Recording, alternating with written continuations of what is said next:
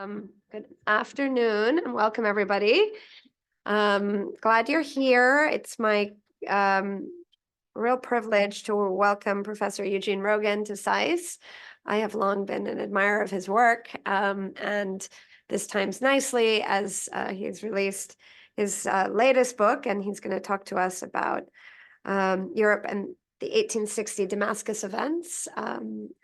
I think today of all days is a really good time for us to think about why history matters and put events and where we are in the Middle East in a historical context. I'm always sort of hammering home in my classes how much history is an important foundation to understanding political dynamics today. And I think preserving and connecting with history is so important. And the role of a historian, I think, has become even more important in the world that we live in, where social media perhaps oftentimes distorts truth. And I've been told that my version of history too often than not is not accurate. So perhaps I might have to ask you about how you contend with different versions of history, or how you define what is an accurate version of history, and students will be interested in that maybe. But let me properly welcome Professor Rogan to SAIS. Before I pass the floor on, let me tell you that Professor Rogan is the professor of modern Middle Eastern history at the University of Oxford and a fellow of St. Antony's College. Professor Rogan is the author of many books, and I'm going to read them to you for an important reason. That he is well-versed on all things Middle East, not just historical, but also present day. He is the author of The Arabs, A History, which has been translated into 10 languages and named one of the best books of 2009. By The Economist, The Financial Times, and The Atlantic Monthly. His most recent book, prior to the one that I just mentioned that he's going to speak about, is The Fall of the Ottomans, The Great War in the Middle East, 1914 to 1920. His other books include Frontiers of the State in the Late Ottoman Empire, Transjordan, 1850 to 1920, and with Professor Avi Schleim, The War for Palestine, Rewriting the History of 1948. His books have been widely published in up to 18 languages. Professor Rogan took his BA from Columbia University in economics and an MA and PhD from Harvard University in history and Middle Eastern studies. He's also a fellow of the British Academy. So Professor Rogan, we're delighted to have you. Thank you for being here. He's going to speak about his book, and then we'll open up to discussion and Q&A, and really everything is on the table. Obviously, Professor Rogan has written and teaches on all things Middle East. So I look forward to having a lively discussion, but over to you in the meantime. Well, first off, thank you, Professor Vakil, for this invitation. And I'm hoping that in the course of our lecture, we can drop the formalities and resume being on a first name basis. Yeah, we can go for Eugene and Saddam. I think Saddam sounds a whole lot better and Eugene infinitely better. But we do represent a mutual admiration society. I have so long admired your work and was delighted to get the invitation to be here. I'd like to congratulate all of you. I do have a strong academic pedigree, but I do want to say you've all succeeded where I failed. I applied to your program and was rejected. So I always meet people from SAIS and go, wow, you guys have a certain magic that I just didn't quite have. Really? When was that? And this is going to take us back to the last millennium, Saddam. But yes, it would have been, I was applying in 1982. So. The Brzezinski years, probably. Oh, no, maybe not. I would have had your supervisor as a teacher, for sure. But as I say, I'm proud of my academic pedigree, but I look at you guys with a certain amount of respect and awe. And it's a pleasure to be talking to people whose primary engagement is the modern world. I'm grateful to Saddam for pointing out just the important role that history plays in addressing the modern world. My usual tagline to people, if you want to understand the mess we're in today, you've got to know some history. And it's in that sense that as I turn to a deep dive into the history of 19th century Damascus, I was never losing sight of the present relevance of the issues that cropped up in a humanitarian disaster that unfolded with great speed, gave rise to what I term a genocidal moment. And I assure you the book was written long before the 7th of October, made discussion about genocidal moments so much more acute. And What I'd like to talk about today is another element of it, which is just the European interventions that accompanied this event. And so let's start there. I've got a written text that I'll work from, but I hope that in the Q&A we can address the broader range of questions that you'll bring to the table. So in 2005, as I'm sure you all well know, the UN World Summit adopted a new principle to combat the worst crimes against humanity. This was called the Responsibility to Protect, or R2P. Before then, the international community was always constrained by respect for state sovereignty in not intervening in acts by states or non-state actors against their own citizens. But the ethnic cleansing in former Yugoslavia and the Rwanda genocide of the 1990s forced a rethink of international law. The new principle established, and I quote, the obligation of the state to protect its own people, and that if the state was unwilling or unable to do so, the responsibility shifted to the international community to use diplomatic, humanitarian, and other means to protect them. Henceforth, the international community would have the duty to intervene when civilians were at risk of violence at the hand of their own government or non-state actors. Now, while all people of conscience might support the idea of the international community intervening to protect vulnerable citizens, history has shown that the powers of the day are seldom disinterested in the actions that they take. America was quick to mobilize a global coalition to liberate Kuwait, oil-rich Kuwait, in the aftermath of Iraq's occupation in 1990 with the Desert Storm Gulf War of 1991.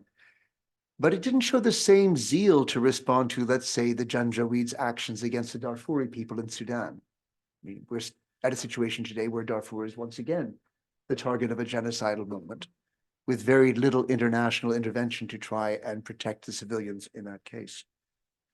This kind of self-interest has long played a role in Western humanitarian missions.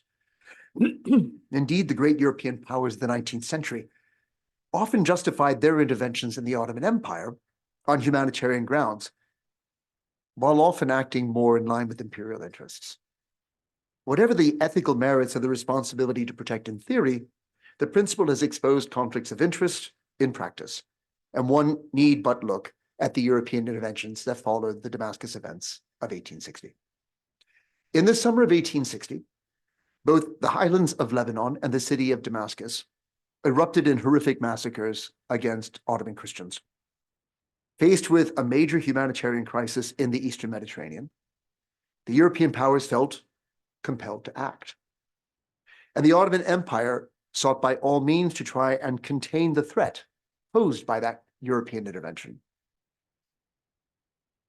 The Ottomans faced a rough ride in the 19th century.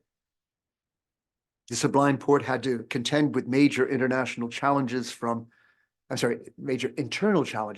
rebellious vassals, the most dangerous having been Mehmed Ali Pasha in Egypt, who was able to mobilize an army that could march on Istanbul itself. So internal threats such as the rebellious Egyptian governor, while fending off hostile European land grabs. Ottoman weakness to defend its territory from such internal and external threats shaped 19th century international relations. They called it at the time the Eastern Question. Throughout the 19th century, European states intervened regularly in Ottoman affairs in response to Eastern crises. They frequently justify their actions on the grounds of protecting civilians, minority communities living under the Sultan's Muslim government.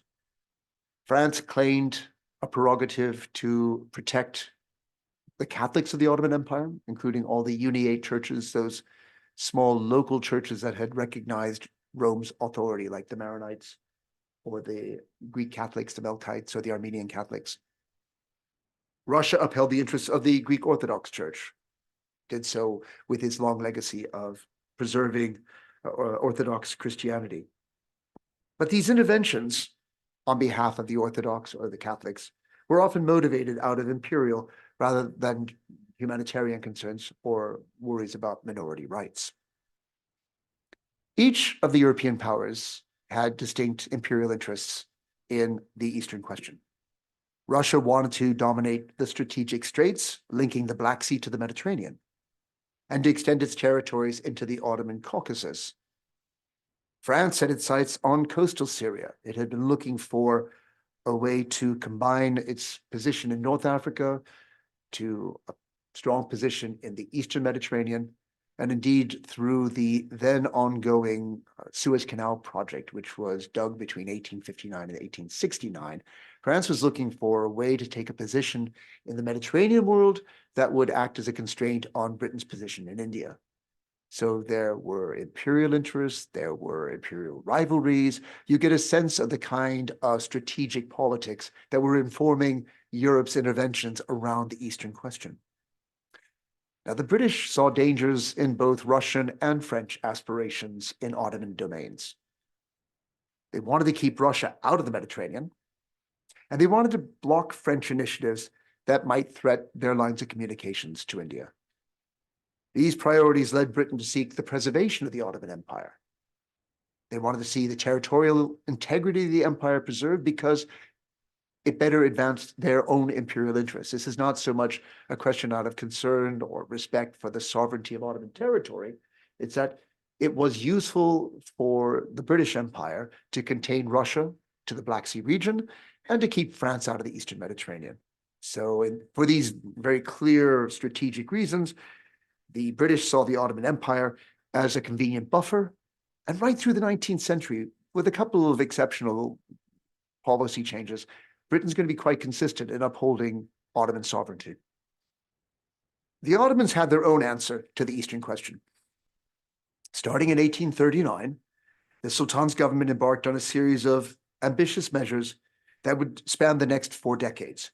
Known in Turkish as the Tanzimat, or the reorganization, the reforms were designed both to modernize governance and to stave off European interventions, usually justified in terms of protecting non-Muslim minorities. Eastern crises came to pose real dangers for the Europeans and the Ottomans alike.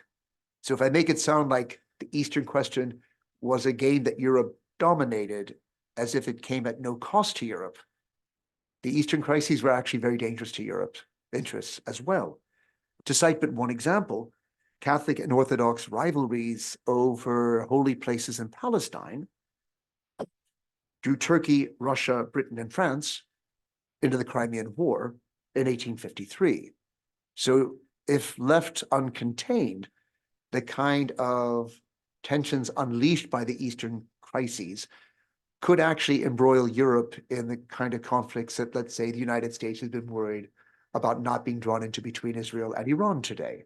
So we can see parallels between geostrategy then and now, how small things might set in motion bigger things that could draw countries into wars that were not in their interest to pursue. In a bid to prevent these kinds of conflicts in the future, the Ottomans passed their boldest reform yet, timed to coincide with the Treaty of Paris that marked the end of the Crimean War.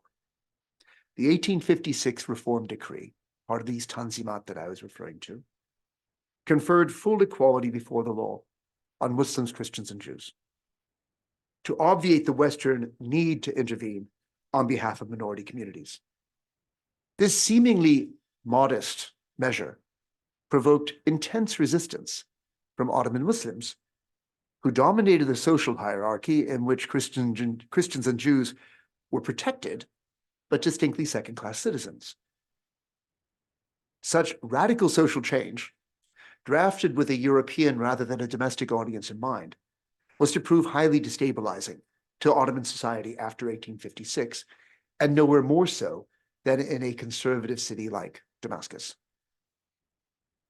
The 1860 crisis erupted in Syria with very little warning. The Druze, an esoteric religious community that had ruled over Mount Lebanon for centuries, faced an existential threat from their Maronite neighbors, who openly called for the expulsion of the Druze to make Mount Lebanon an exclusively Christian zone. The Druze, outnumbered by contemporary estimates 4-1, at least in terms of fighting men's numbers, outnumbered 4-1 by the Christian community, So quite important to see the Druze as the minority in the case of Mount Lebanon. Responded through a series of surprise attacks of unprecedented ferocity to shatter Maronite resistance in mixed towns in the southern highlands of Mount Lebanon.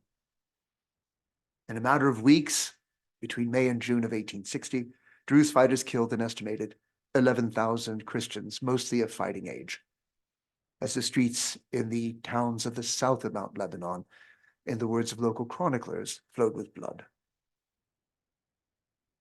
Muslims in Damascus followed the events of Mount Lebanon very closely. Though Muslims represented a majority of over 80% in Damascus, they had come to see their own Christian neighbors, who numbered at most 15% of the population of Damascus, as posing an existential threat to their interests. Christian merchants grew steadily wealthy as agents for European trade firms that were increasing their exports to Syrian markets, to Damascene markets, flooding the markets of Damascus with cheap industrial goods, undermining the work of Muslim artisans such as weavers and spinners, but also the large Muslim merchant families' interests as well. The new wealth of these Christian families, combined with the legal equality that they gained in the 1856 Reform Decree, had made many of the nouveau riche Christians particularly assertive. And this is something that crops up time and again in the local chronicles about how the Christians really took note of their newfound legal equality and were exercising a more assertive social position.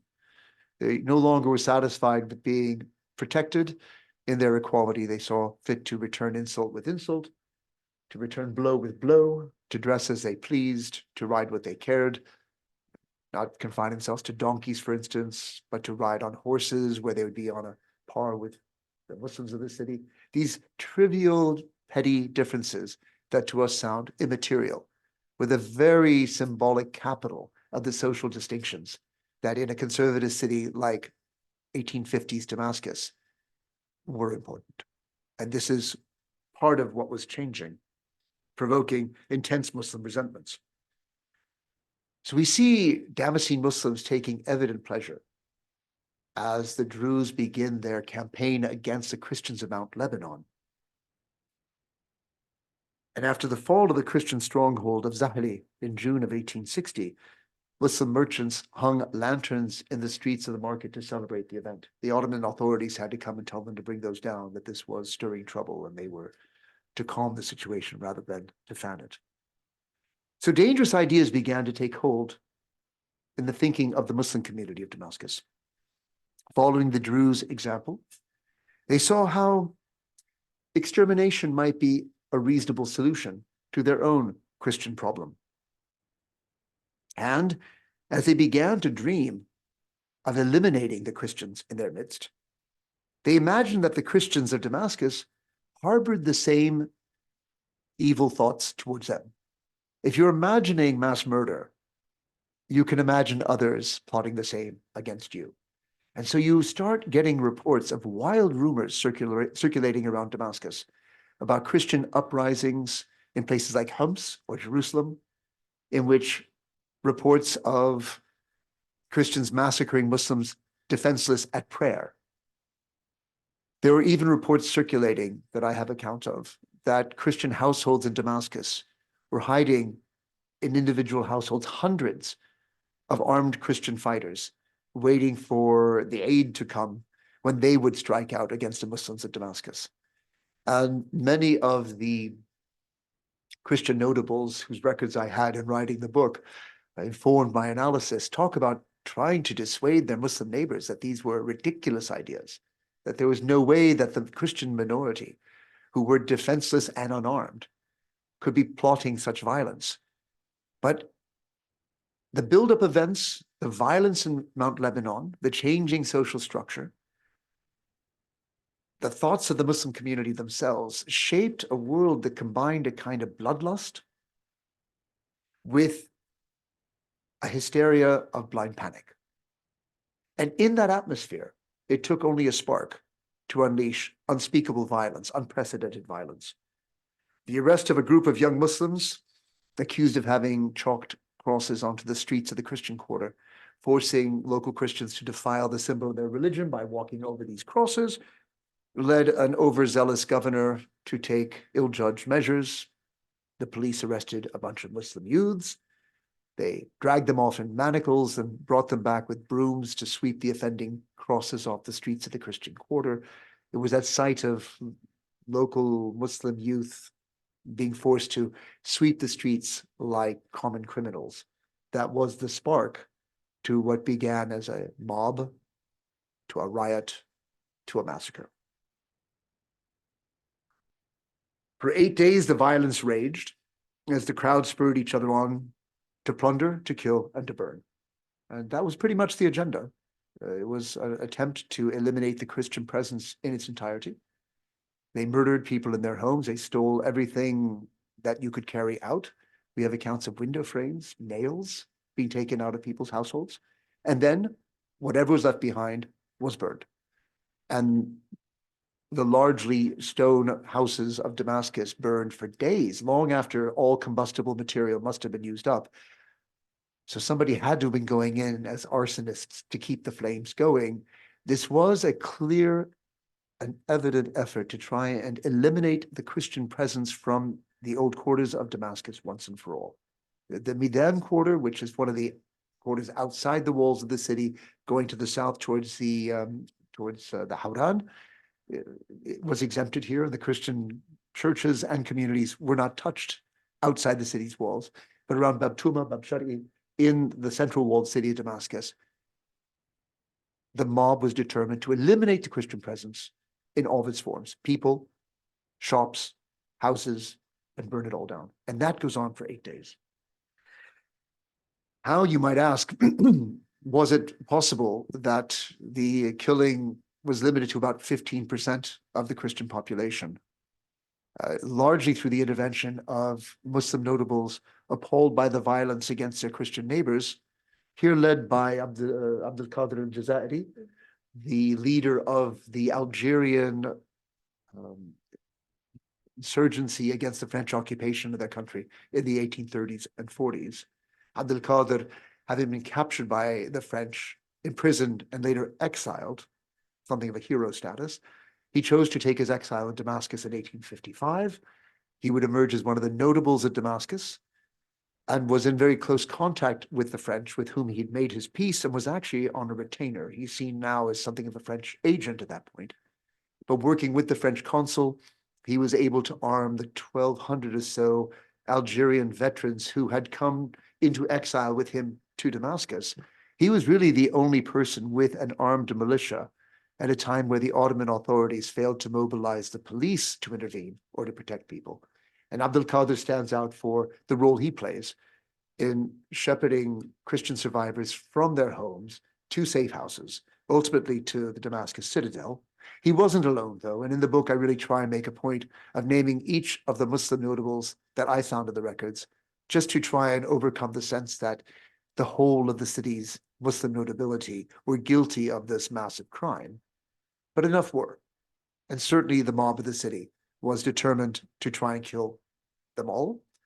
But through this intervention, what we can say is, of a population of about 15,000 Christians, 2,500 Damascene Christians are estimated to have perished in the massacre, and another 2,500 Christians from neighboring towns and villages who had taken refuge in Damascus from the violence outside the city, only to fall victim to a second round of crowd violence. So in total, about 5,000 killed in the course of a week, 8 days. Those are the Damascus events. Now, the 1860 events were front page news across Europe. Correspondents in Ottoman lands telegraphed news of the horrific violence, actually, while it was still ongoing. The first account I found came 3 days after the outbreak of the violence. The London Daily News published an account on 15 July, quote, as the work of plunder, burning, and murder was still ongoing. The newspaper gave eyewitness evidence of fanatical mobs praying to, quote, kill all the dogs of Christians, not to spare one, to burn their houses, plunder their property, dishonor their wives, tear in pieces their children, and to rid the holy city of all, save the true followers of the true prophet. So, quote unquote, from a London newspaper in July 1860. These and other graphic accounts in both the British and the French press trickled down to popular culture. I came across a contemporary ballad called The Sorrowful Lamentation on the 40,000 Christians massacred in Damascus, which reproduces sensational details from the newspaper accounts. If you look at the very bad poetry of this ballad, you'll see that they're reproducing quotes and claims from the newspaper accounts set to popular music. So with the press and the music hall taking up the cause of the Christians of Damascus and Mount Lebanon, you could see where the pressure at the popular level was being applied to Western governments, and the governments were swift to react. The first European country to respond was France, where the Emperor Napoleon III called for strong measures to protect the Christians and to punish their persecutors. Napoleon III's foreign minister, Edouard Antoine Touvenel, proposed the dispatch of a European intervention force to protect Syrian Christians and pressure the Ottomans to resolve the crisis to the West's satisfaction. French ambitions lurked clearly in the background. The French Daily Constitutionnel, a mouthpiece of Napoleon III's government, asserted that France was willing, quote, prepared to see the government of Syria pass into firmer hands than those of the Ottoman government that had proven so powerless to protect its Christian minorities.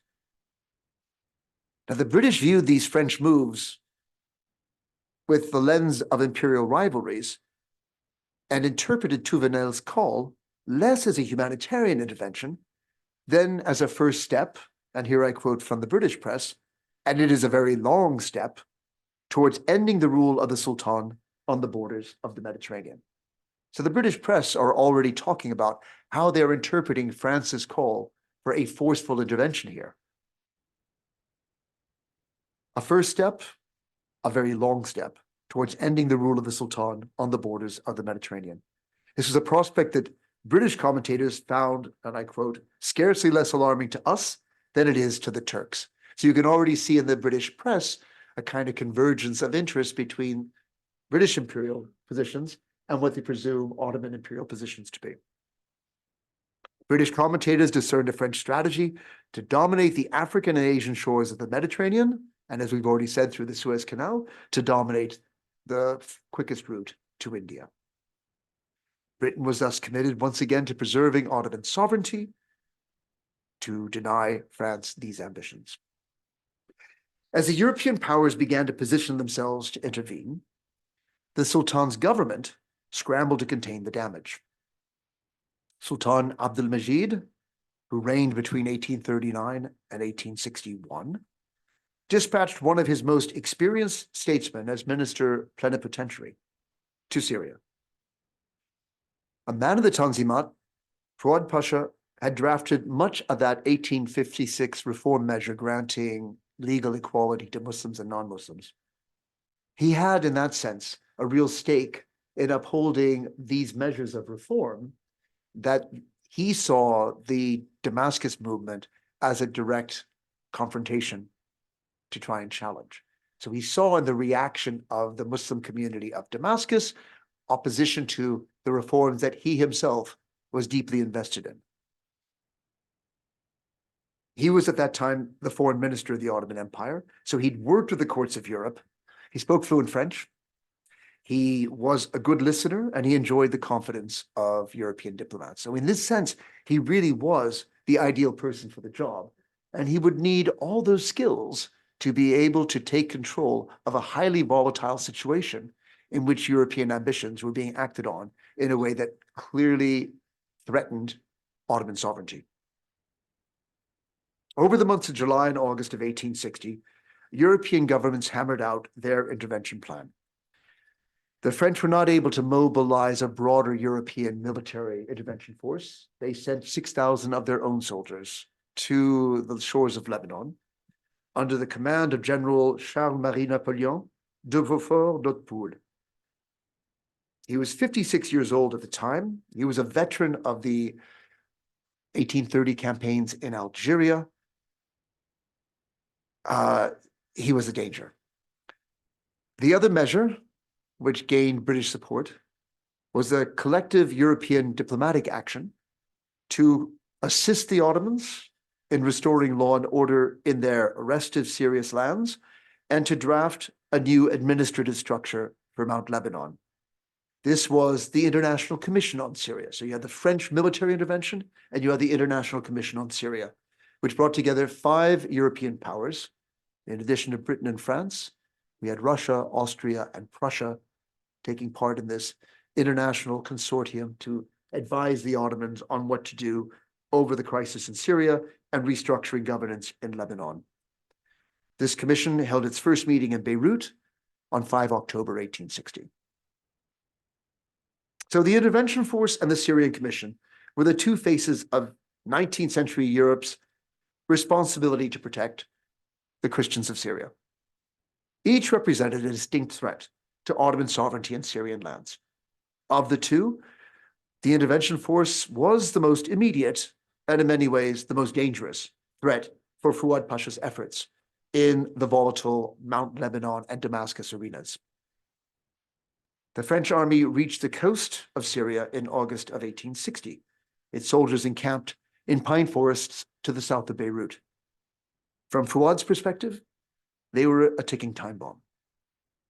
He worried that the large European army might reawaken sectarian tensions, a large presence of not just European, but European Christian soldiers, and that the smallest incident might spark renewed violence.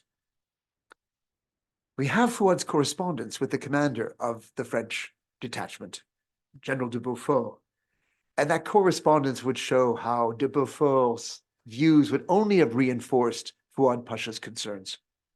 De Beaufort was a fighting general, and he was determined to secure glory for his soldiers by fighting in eastern terrain.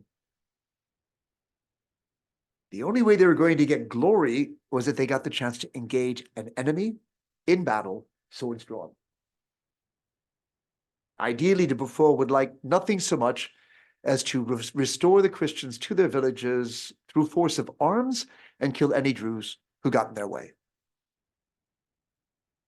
As a precaution against de Beaufort's zeal, Fuad requested the French general to deploy his troops in Christian territory around the Beirut to Damascus road, in a place where they would come into zero contact with the Druze, and that way least likely to engage in armed hostilities. De Beaufort, denied the opportunity to lead his men in battle, was outraged. And I'm not reading between the lines here. Again, we've got his very blunt correspondence. He writes about how when he received his orders, he tore the letter in front of the man who delivered it to him. He was so angered by this limit on his freedom of action against the Druze. And Fuad Pasha, in this sense, proved entirely capable of containing the bellicose French general. He assigned the French expedition the task of escorting Christian refugees back to the shattered towns of Mount Lebanon, where they were to help resettle them in their homes and help them in clearing the rubble and in rebuilding. Fuad had to issue explicit orders forbidding de Beaufort from leading his men in hot pursuit of retreating Druze and sent them off instead to the town of Zahle. So this was the genius of Fuad, that he was able to get the French to put down their rifles and pick up shovels and hammers instead. The threat posed by the French intervention force thus contained, Fuad turned his attention towards the work of the Syrian Commission, which was the other danger that he faced. As agreed among the European powers, the Commission was tasked with the duty of repression, reparation, and reorganization.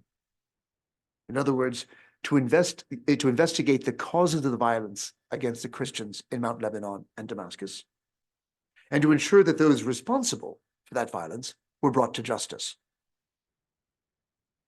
that was the repression side, to determine the extent of Christian losses and to ensure that they were compensated. Compensated.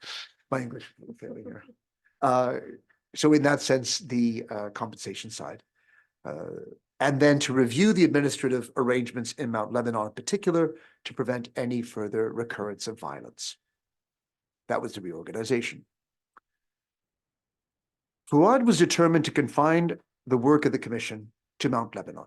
Mount Lebanon at this time, and it's probably not a term you're familiar with, under Ottoman rule, the highlands of Lebanon were separated administratively from the coastal plains. So cities like Beirut and Sidon and Tyre were governed under Ottoman governors. The province of Sidon was in the first half of the 19th century actually ruled from Beirut. And then you had an autonomous zone in the highlands themselves, which were the territories that had been ruled previously by the Druze and the Maronites in their own kind of social and political order that had only really been broken in the 1830s and 40s. And so that would, a different administrative district, it will all be absorbed in the modern state of Lebanon. That will be a more familiar geography to you. And if you think of just the highlands, not the coastal regions, divided more or less north-south between the Beirut-Damascus road, you'll understand the southern bits of Mount Lebanon from the northern bits of Mount Lebanon. And because it had been under its own autonomous administrative arrangements, for Fuad, you could accept a different order in Mount Lebanon, but Damascus, this was a provincial capital of an Ottoman province that was the seat of the pilgrimage caravan to Mecca and Medina. And so keeping the Europeans out of interfering in a provincial capital like Damascus was a huge imperative for Fuad. So the commissioners were not necessarily willing to see their labors divided in this way. They saw their 3 R's mission as applying to Damascus as well as to Mount Lebanon, and they wanted to travel to Damascus to view for themselves. The French commissioner, Léon-Philippe Béclard, called for the commission to actually transfer their meetings from Beirut on the coast to Damascus to respond to the breakdown in order there. By their presence in Damascus, Béclard reasoned, the commissioners would not only reassure Damascene Christians that it was safe to return to their city, but they would determine the punishment of those truly guilty who have yet to be dealt with. From Fuad's perspective, these ambitions of the commissioners, as expressed by the French commissioner Béclard, was mission creep, and he was very determined to prevent it from happening. In fact, tensions did run high in the city of Damascus in a bid to restore law and order and to try and preempt further European intervention. Fuad had arrested thousands of people in Damascus. He actually condemned 57 of the city's notables to death for their failings to prevent the massacres. These leading figures of the city were actually hanged in public in the dark of night, often in the places where they were accused of having taken part in the violence. So Damascenes woke to come out their front doors and to find people they knew hanging dead, have not even heard their executions take place. Quite a shockwave that sent through the city. And for the police and the soldiers who had broken down in discipline and taken part in the violence and found guilty of so doing, they were taken to a field near the administrative center of Damascus, and they were sentenced to death by firing squad. These executions, all taking place within 24 hours, were a shockwave to the Muslim notability of Damascus. Never had they seen measures taken against the Muslims on behalf of minorities like this. In due course, the governor himself, for his failures in the time of the crisis, was put on trial, and he also was sentenced to death by firing squad. So an Ottoman governor sentenced to death. Fuad really felt that he had demonstrated to the satisfaction of the international community that they were taking law and order very serious in Damascus. But it was not to be. In October of 1860, it seemed that these measures had only served, on the one hand, to deepen Muslim resentments, I mean, when the shock subsided, the anger of the notables against their own government for this unprecedented act of retributive justice had neither, resolved the issue with the Muslim notability nor satisfied the European commissioners. It was clear to Fuad that the European commissioners believed that Fuad had not gone nearly far enough, that if the mob had killed 5,000 or 6,000 Christians, there must have been thousands of murderers involved in that. And having executed 150, 160, they still had to execute hundreds more. So, Fuad had his work cut out for him. And you had this sense that what's driving the European commissioners is as much what's going to play in public opinion at home as it is about anything to do with stabilizing the situation in the Ottoman Empire. Remember what's going on in the press and in the music hall back home. The French commissioner Béclar set off Fuad's alarm bells when he suggested that Damascus be treated, and I quote, like a city taken by assault. So imagine you besiege a city and you conquer it. You then submit its people to arbitrary rule. He suggested that Fuad apply a draconian tax on all the city's Muslims to compensate Damascene Christians for their losses. And anticipating that this would provoke resistance, Béclar proposed seizing a certain number of hostages, chosen from among the very richest and most influential of the inhabitants, and making them responsible for paying this punitive tax on time. If they missed the deadline, the rich hostages' own property would be expropriated by the state, and implicit in Béclar's suggestion is that they themselves might face violent retributive justice, were they found to be really aiding and abetting and non-responding. Béclar held out the possibility thus of inflicting further punishment on the uncooperative notables. This is not the kind of commissioner you want to bring to a very volatile and unsettled city like Damascus in October of 1860. You might have thought, given the convergence of interest between the British and the Ottomans, that Fuad could lean on the British commissioner to come up with more reasonable policies. But the normally measured British commissioner, Lord Dufferin, was in his own way yet more radical. Now, this was in correspondence with his ambassador in Istanbul or Constantinople, rather than with Fuad himself. I don't know if Fuad ever learned about these suggestions. I thought they were pretty fascinating. Dufferin declared the Damascus massacres a criminal attempt by Islamism on Christianity. It's the first time I've seen the word Islamism in diplomatic documents of the 19th century, not as an ideology so much as a kind of communal bloc. So again, Dufferin declares the Damascus events a criminal attempt by Islamism on Christianity. Language of the clash of civilization coming your way. Dufferin wanted to inflict a punishment on Islam as a whole. Quote, Europe, as it has the power, so has it the right to inflict on Islam some signal and permanent mark of its displeasure. Again, think about what he's saying here. Europe's right to act is a direct consequence of its might. And we're talking about inflicting punishment by one civilization defined by Christian values on another one defined by, I guess, Islamic deviance. This is hardly the prelude to a policy that's going to be helpful to the Ottoman minister plenipotentiary. So stick with me, dear audience, as I quote directly from the letter. It's written in that archaic 19th century prose, which is when your eyes usually glaze over and I lose your attention. But listen to what Dufferin suggests.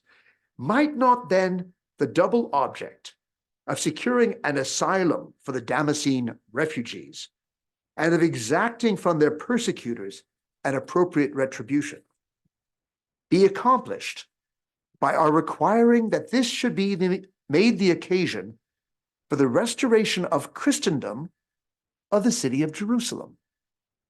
Are you with me here?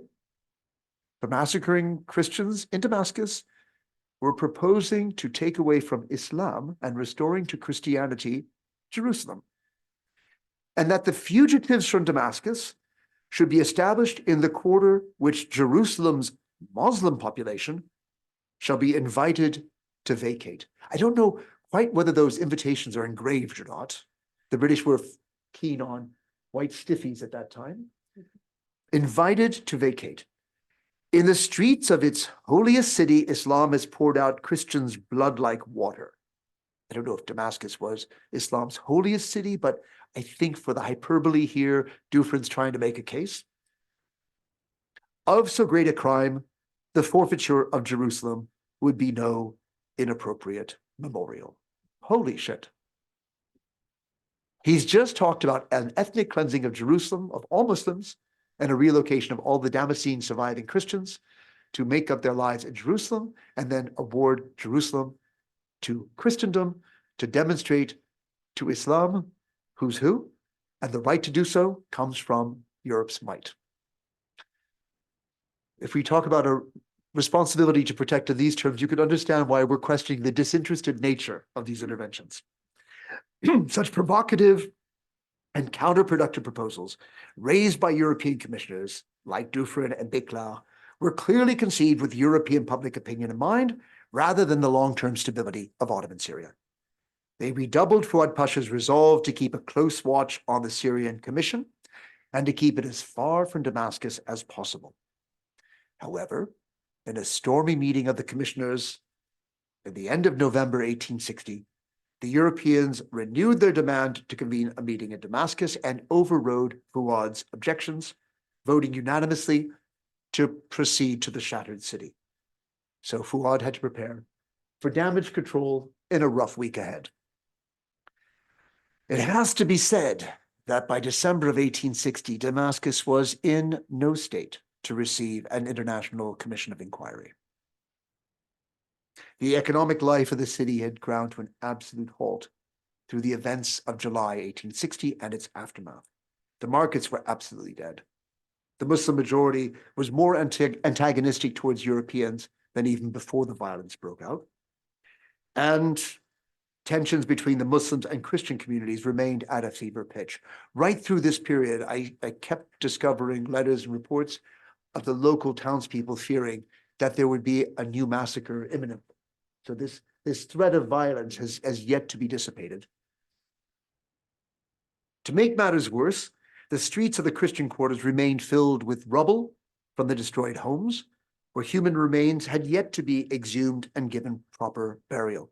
It was only a day before the arrival of the commissioners that Fuad commissioned 1,000 workers to start the work of clearing the rubble, in some places a meter or two deep, from the Christian quarters, and to clear out the remains of the dead, which still left a smell of decomposition in the air. It was really kind of an omnipresent reminder of the violence that goes right into the autumn and winter months of 1860.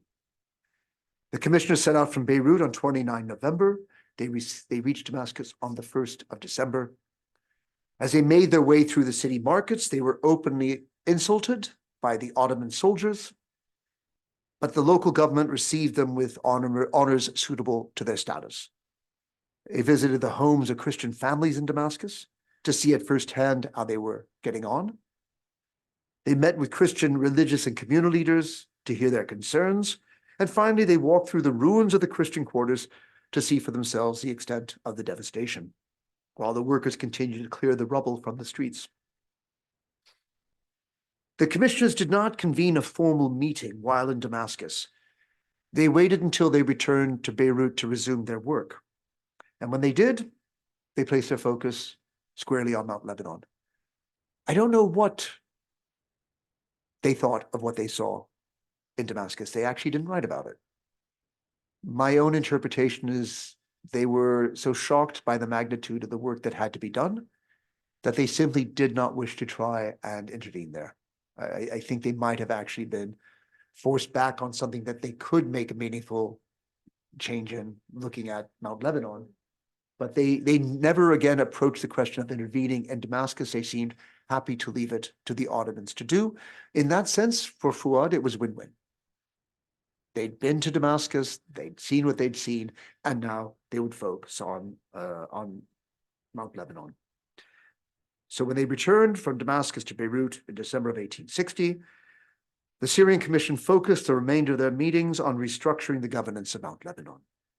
They debated a wide range of proposals in the spring of 1861 before coming to agreement on a new structure of a unified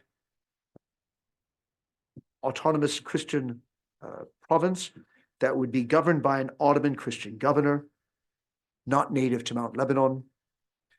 This satisfied European demands that Mount Lebanon be governed by a Christian, and the Ottomans were relieved to see that the new structure kept Lebanon firmly under Istanbul's control and did not lead to a ceding of that territory to, let's say, French domination.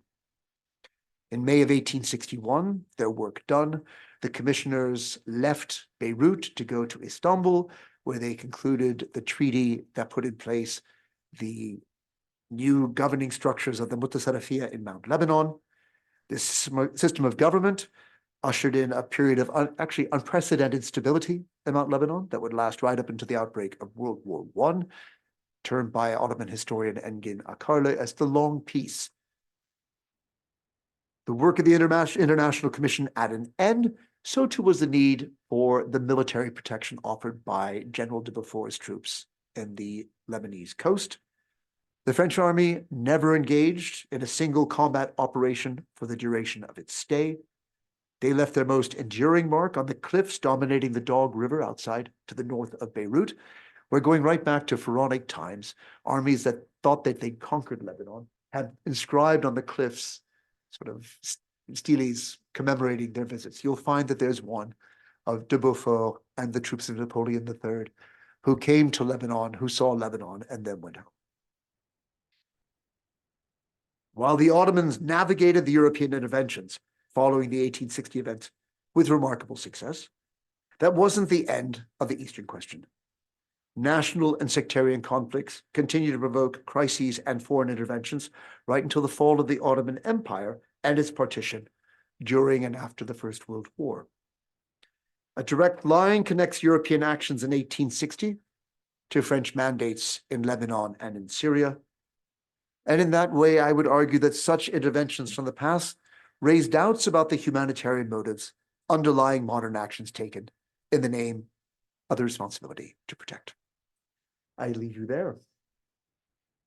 Wow, thank you. That was very fascinating and a privilege to just listen.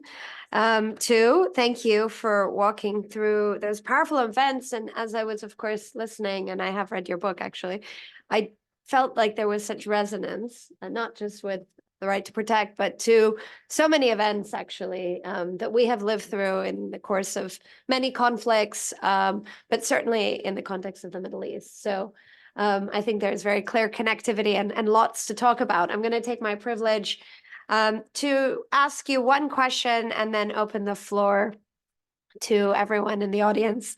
So give you time to also think. I wanted to just ask you about how these events impacted sectarian dynamics in the context of Syria, which of course has been, as we know, impacted by a long war from 2012, 2014, and sectarianism has been a driver of conflict in Syria for many times in history. But while this conflict was managed, did it have an overhang into the 20th century and then, of course, the French presence and then Syria's struggle for independence? How do you see these events as carrying forward? It's a great question, Saddam. And I think that the two takeaways from these events and the role that they play on sectarianism. One of the things that's interesting about the distinction between Damascus and Mount Lebanon, both witnessed sectarian violence in 1860. These were defining moments in both places. They had different roots. They played out differently. They were resolved differently. The interesting thing is, for any history of modern Lebanon, The origins of Lebanon's sectarian political culture are always taken back to 1860. This is kind of the original sin that gives rise to sectarianism as a governing principle in Mount Lebanon and later in the state of Lebanon. The way in which the conflict was resolved in Damascus, on the other hand, gave rise to no sectarian consequences. In other words, no sectarian legacy. There was no enduring divide between Damascene Muslims and Christians that resulted from the violence of 1860. And if you like, in writing the book, the first half of the book is answering the question, why did the Muslims kill the Christians? That's what everyone always asks me. And I'd say, I'm writing this book about this massacre in 1860. Why did the Muslims kill the Christians? And it took sort of 4 chapters to tell that story.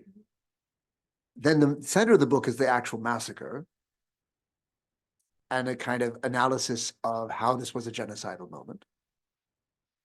And then the latter half of the book, the last 4 chapters, talk about what measures were taken by the Ottoman authorities to come to that outcome, where you could actually rebuild the city and reintegrate the Christian community in a way that overcame the divisions, the sectarian divide, and left no sectarian legacy. You have, from an empire that most people dismiss for its bureaucratic inefficiencies as a sick man of Europe, you have a success story in bringing a deeply traumatized, deeply divided community back from genocide to making common community. That success story interested me in many ways far more than explaining what led to the breakdown in order. And I think there are elements of the Damascus story that are valuable and useful to us today as we think about what do you need to do to try and mend deeply divided societies. I mean, I look at Palestine, Israel today, and people will say, you cannot bridge the divide that has been established since 7 October.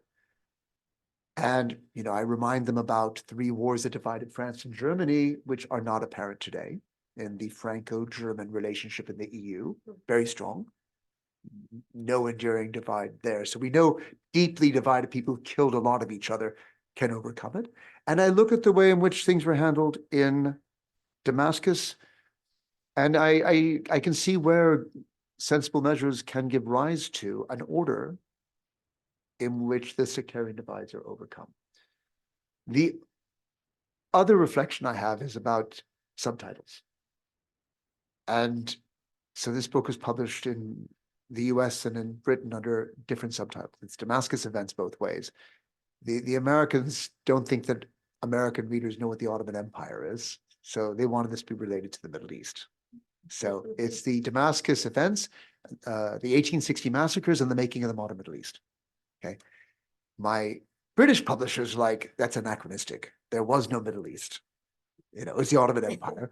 So it's the 1860 massacres and the destruction of the old Ottoman world. And both are true. But the part of the old Ottoman world that I would argue was destroyed is the millet system, which brings us back to your sectarianism question. And for those of you who've done a little Ottoman history, you'll be familiar with this notion that going right back to the first Ottoman conquests, the Ottoman sultans have been happy for non-Muslim communities to be self-governing, where in their personal status, they would apply their own religious law. The Ottomans wouldn't interfere, and they'd rely on local communal leaders to raise taxes so that you didn't have Ottoman taxmen knocking on the doors of Christians and Jews and Armenians. These are the different millets at the time. And millet literally means a nation. So it was a word meant to imply a kind of sectarian group. And this kind of, it's usually called a mosaic system because not like Moses mosaic, but mosaic like the tessella of a mosaic, because each community is like a little stone of its own color, separate from all the others, and taken together, it makes a picture of what Ottoman society was. That millet system is really ended by the Tanzimat.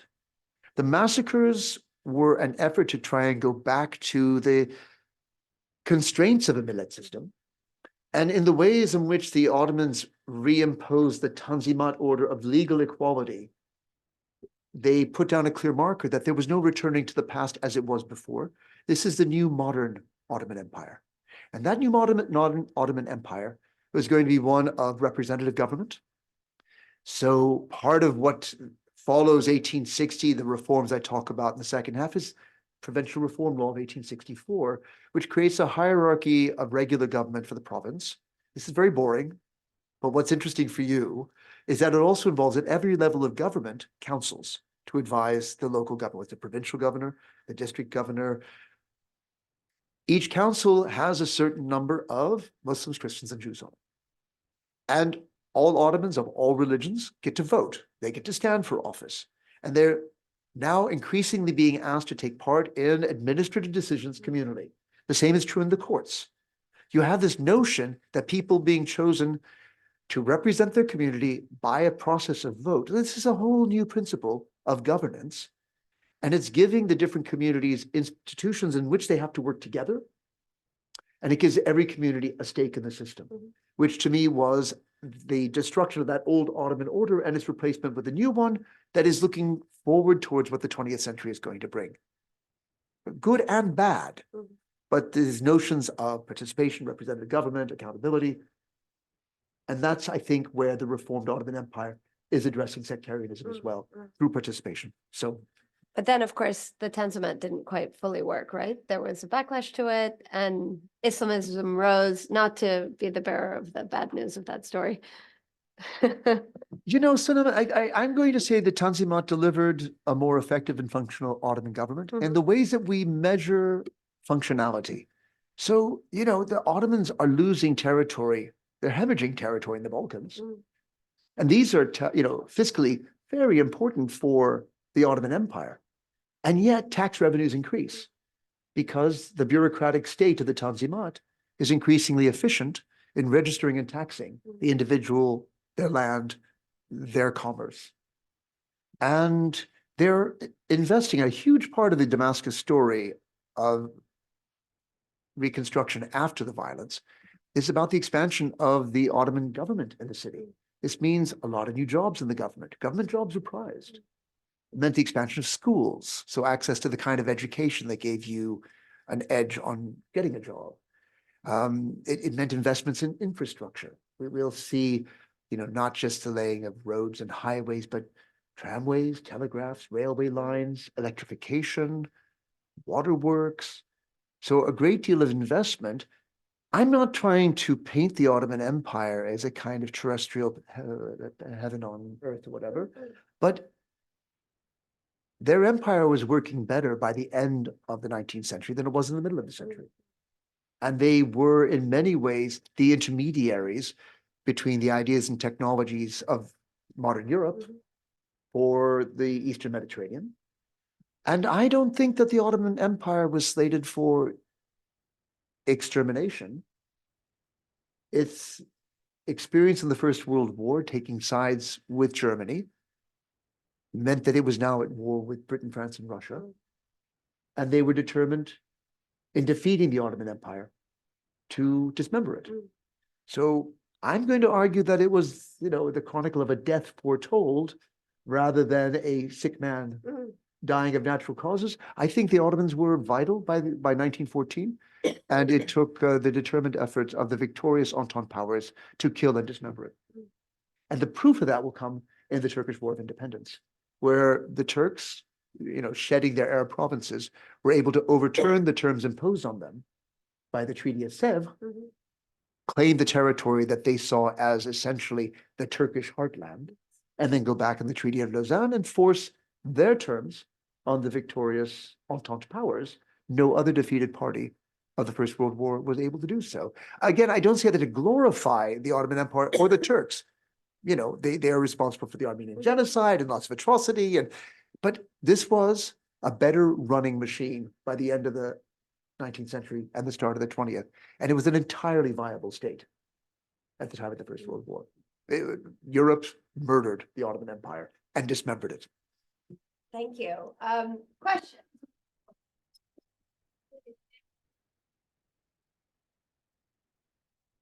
Hello, am I audible? Okay, perfect. Hello, Professor. I am Pratul. I'm from India. Firstly, thank you so much for taking out your time and giving this very important talk that you've given. You've done a lot of research on Middle East. You've had a lot of personal experience with respect to all the books you've published. I wanted to know, in your perspective, if we take a counterfactual of a condition where forceful intervention did lead to positive outcomes and did lead to stability, what would those assumptions be? And are there conditions or are there any instances in history whereby forceful interventions or responsibility to protect has not led to an intensification of civil strife? Thank you. Thank you for your question. Excellent question. I think the point I was trying to make, the way I set up this particular discussion today, is that while we support the idea that we should not be bystanders while civilians suffer within their own countries, that there are nonetheless issues behind the interests of those who intervene. So if I were to think about ideal circumstances for an intervention to prevent the worst crimes against humanity, it would be an international intervention rather than a national one, because I'm still not persuaded that anyone is going to put their treasure or the lives of their citizens at risk for the citizens of another country unless it's going to advance their interests. And that's why I think Darfur remains a place where there's a risk of genocide. But, Kuwait has been restored to its rulers and its people. So to me, the ideal intervention would be one organized by an international body like the United Nations, where you had an international force with a mandate and with the armed power sustained for them to be able to get between those who are perpetrating the violence and those who are suffering. But as we know, because of the workings of the Security Council and the structural flaws of the United Nations in being able to override vetoes to take effective action, they've never really been able to play that role. So I'm afraid I'm left in the position of saying there's not an ideal party to do the job. I think we'll have to accept that interventions, even when we want to see them happen, run the risk of being imperfect interventions. And I guess the best I can offer you is that we mustn't let the perfect be the enemy of the good when it comes to intervening to try and save civilians. So I would love to see the good take the place of the perfect in trying to protect civilians in conflict zones, whether it's, what's going on in Gaza or what's going on in Ukraine or wherever else we can point a finger to conflicts that are disturbing our world. Other questions? Hello, I'm Savannah. I'm in Professor Vakil's class this semester.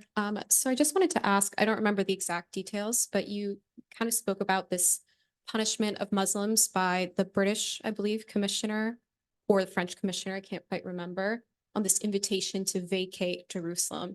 I was just curious, in your viewpoint, do you see this as a lead up to the establishment of Israel or to the Balfour Declaration or those events? Mm-hmm. Again, super interesting. I know it's the first time I see the British talking about eyes on Jerusalem. Obviously, the British have been encouraging missionary activity in Palestine before 1860. So you have missionary organizations like the London Society for the Conversion of the Jews. And I think what the British had hoped to achieve was sending missionaries to convert Sephardi Jews to Protestantism, that they might then be a community that Britain would have as a means to intervene, the same way that the Russians had the Orthodox and the French had the Catholics. Britain will emerge in the course of the 19th century in a protector status over the Jewish communities of the Middle East. They share that honor with the Prussians, interestingly enough. They'll also protect the very small Protestant communities and the Druze community. So these are the three kind of very compact minority communities that the British, for various reasons at various times, stood up for. So, but when it came to missionaries, Jerusalem, trying to convert Jews, the British were establishing an interest in Jerusalem already in the 1840s and 50s. It doesn't go very far. it will lead to things like biblical archaeology. The Palestine Exploration Fund is a largely British initiative that also is reinforcing, British eyes on Jerusalem. And of course, there's a British consul in Jerusalem. But these are very slim foundations on which to try and make a broader claim. I would just say all of this is adding to the historic background to what might have informed a shift in British policy that takes place in the First World War that has them begin to view Palestine as a territory that they might wish to add to British imperial holdings. And I go through this in more detail in The Fall of the Ottomans, where the wartime partition diplomacy is interwoven with the conduct of the military campaigns, because I think they were intimately connected. And I'm going to spare you a full lecture on this, because I can go down a rabbit hole here that would take us for, another hour. But what I would say is that Britain entered the First World War with virtually no territorial ambitions in the Ottoman Empire. And I know this because of the exchange of documents that is the first of the wartime partition agreements between Russia, France, and Britain. It's not as famous as Sykes-Picot or Balfour or the Hussein-McMahon correspondence, which are the more, famous agreements. This is called the Constantinople Agreement. It's March, April 1915. It's on the eve of the Dardanelles campaign. And Russia is acting out of fear that Constantinople is about to be conquered and somebody else might claim it. So they stake their claim to Constantinople and territory in the Caucasus in the event of the defeat of the Ottoman Empire. And the French concede to these Russian demands and say that in return, they want Syria and Cilicia. So they're already talking about how to carve up the Ottoman territorial body. And the British at that point concede to Russian and French demands, saying that they reserve the right to claim territory of equal strategic value as and when they decided what would be in the interest of the British Empire. And to me, that is just a very clear statement that they had no clear territorial ambitions in 1915. And it would be in the course of their campaigns, on the one hand, in Mesopotamia, which is where they start, taking Basra, moving on Baghdad, the siege of Kut, all of that. So they're going to make Mesopotamia their first choice. But I would argue that it's really the Sinai campaign and the Ottoman campaigns on the Suez Canal. There are two in the First World War that heightens the British awareness that they can't protect the Suez Canal from a hostile force in Palestine, which is the last water aquifer, the last place you can base troops because you have water there. You can't base troops in Sinai. They couldn't billet troops to defend the Sinai, and that meant that a hostile party was able to bring first time a pontoon bridge. Can you imagine putting a bridge across the Sinai? And the second time, much easier, they rolled some artillery within 5 miles of the canal and blew holes into Allied shipping. And this really made the British concerned. And it's then that you'll see that they talk about Palestine as essential for the security of the Suez Canal. And I think that's literally the awareness in 1916-17 that will make them view an interest in Palestine that they will justify on their past presence, missionaries, archaeologists, Jerusalem, you name it. But where they're going to exploit the Zionist movement to try and have a partner to justify changing the terms of Sykes-Picot away from internationalizing Palestine to make it part of the British Empire. There we go. There's my rabbit hole. I'm going to come back up for fresh air. And but I think that that to me is the long story of Britain developing an interest, but it really wasn't material as late as 1915, and in World War I, it will become material, and then we get into the fatal relationship of what the Balfour Declaration is going to set in motion. Yes. We're going to take two because we're coming to the end, unfortunately. I talk too much. No, there's a lot. Hi, thank you. My name is Talha. I'm from Germany and Turkey. So this is very, very interesting to me as well. You mentioned, or let me rephrase it. What was the effect of the Damascus event on, let's say, what were the learnings on the of the Ottoman government there vis-a-vis minorities and European interventions? Because You mentioned that the Ottoman state was very vital, more or less, but in 1878, Russian troops were, in front of Istanbul. The Ottoman armies were defeated. The constitutional development had come to a halt, and the British saved the Ottomans once more. And then, fast forward 30 years.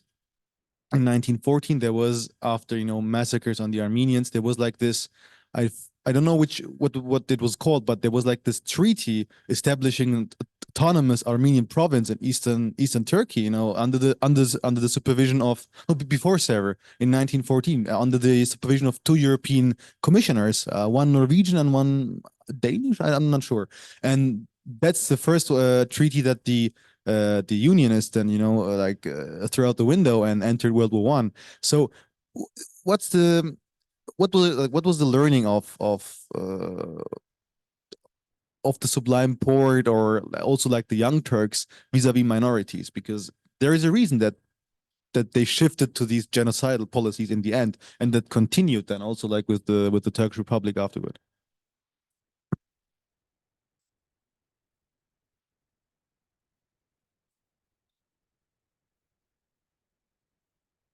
Hi, I'm Mira. I'm actually from Damascus, and yeah, and LA. But my question is about what is the connection? Yeah, wild. So, what's the connection you see between the 19th century and today, between the French and British mandate's goal to diminish power from the Sunni nobles, from the Ottoman Empire, and in the process empowering minorities, including the Alawites, that continue the rule today in the name of protecting minorities?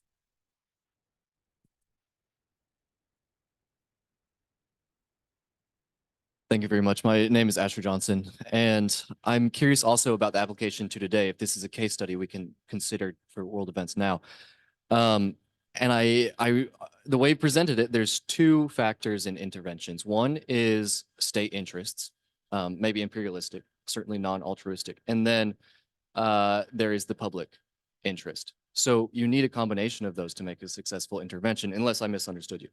And I wonder if it's hard to apply this case study to today because public interest is fundamentally different given the change in religion, broadly speaking. So it seems in this case, you have religious ties that present strong unity between publics, or at least in perception. And now I wonder if that's no longer the case, or if it's much harder to make that case. And so interventions are actually harder today than they were then. Thanks. Okay, you guys are amazing. Talhabi, let's start with, where the Ottomans are going. It is important to note that the Ottomans continue losing wars. But it's different to say that because you lose wars, you're not a viable state. It just means that your military is not able to compete with the militaries of your enemies. But the Ottomans kept losing wars and then reconstituting their control under new realities, whether it's after 1877, 78, after the Balkan Wars in 1912, 1913. And, in a sense, it was through these wars that the Ottomans were coming down to boundaries within which I think they felt they could preserve a viable state. That's where the Armenian solution of the February 1914 treaty signed with Russia is particularly problematic, because the origins of that Armenian solution that calls for the creation of 2 Christian commissioners in 6 provinces of Eastern Anatolia that would be determined as the Armenian Autonomous Zone. This traces its origins right back to 1878, actually. It's the first time that that proposal is put forward.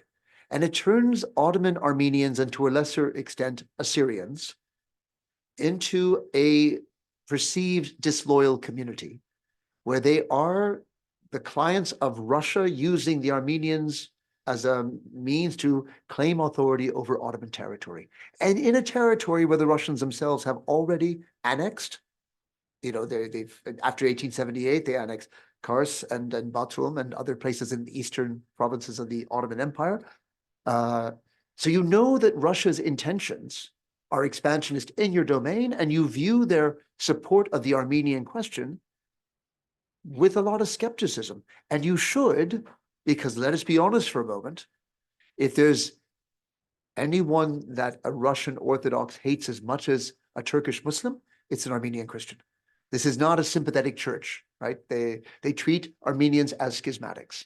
I mean, I'm sure that they would put a better, but you know, it's not out of love of Armenian Orthodoxy. It's seen as a schism from Eastern Orthodoxy.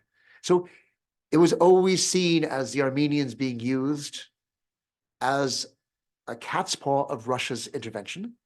In the context of the First World War, the first major engagement by the Ottomans is then they're leading the Third Army in Sarıkamış, in which the strongest, most important army in the Ottoman Empire is marched through 2 meters of snow without proper clothing or fuel. The idea being it will be such a swift and surprise attack that they can billet the soldiers in the villages that they capture along the way, and they can encircle and defeat a Russian army.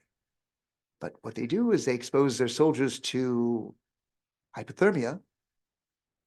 85% of the Third Army dies, most of them from cold. And suddenly, the whole of Eastern Anatolia, where the Armenian mixed communities are, where the 6 vilayets, 5 minutes? Yeah. Oh God, okay, before I go any deeper.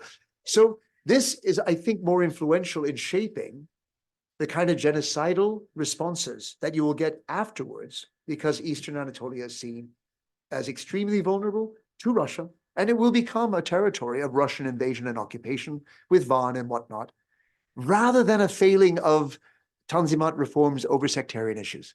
I think it's where we see the interventions of foreign powers that are motivated by interests, once again putting minority communities in jeopardy.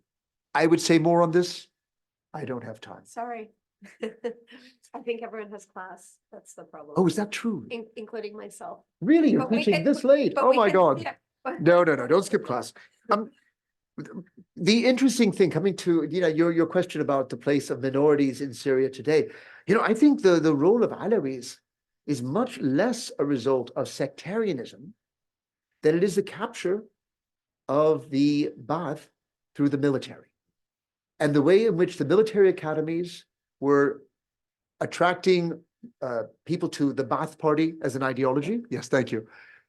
And then because Sunnis were not so keen to send their kids to the military, as you move to an age of military coups, then you meant that a minority community had a new source of power through army and Ba'ath party to fuse into a dominant group, and it's reshaped politics in a way that had no bearing on the kind of sectarianism that I'm addressing from 1860.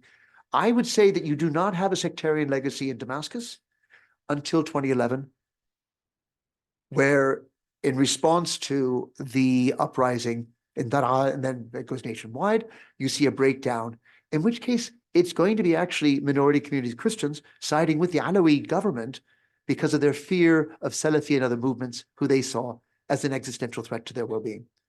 So again, I have more to say on that, but last, the role of public opinion.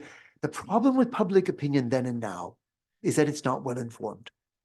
It is guided by its popular prejudices. And so what you saw in the 19th century was the notion of persecuted Christians without any sense of the Ottoman context, and believing that Christians intervening to save Christians was doing good for the world, instead of seeing European armies invading Ottoman territories under this pretext as destabilizing the world. And I think we see the same today, where what drives public opinion to call for someone to do something is often not so well informed. And it doesn't mean we should ignore public concerns for the welfare of people under threat, but that we would need to inform what drives public opinion by better informed government if we hope to have interventions that could have an enduring positive outcome. Don't ignore it, but don't let it drive the initiative, would be my very rapid answer.